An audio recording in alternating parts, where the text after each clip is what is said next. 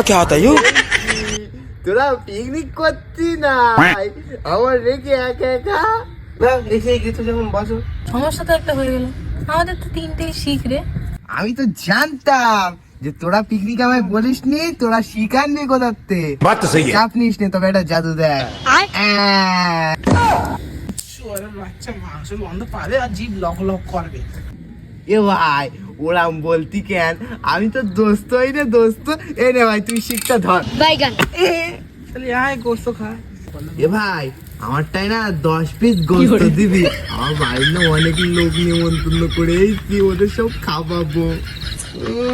শোরের বাচ্চা এই জীবনে পিকনিকে আমি দেখিনি, কিন্তু মাইয়েছে আমার বাড়ির লোক নিমন্ত্রণ করেছে। আমার তো 10 পিস মাংস গুজে দিয়ে আজ তো প্রথম বছর গুজে দিয়ে 10 পিস মাংস গুজে দেবো আমার। চলি বেলা খা নালি বাড়ি চলি। ইয়ে ভাই ভাই দেখ না ভাই ও কি যে বলতে, তুই বল না ভাই আমার 10 পিস মাংস দিতি। বোকা চোদা পিকনিক করতে 200 টাকা খা, 200 টাকা খা তো 10 পিস তোর 20 পিস মাংস দেবো। আছে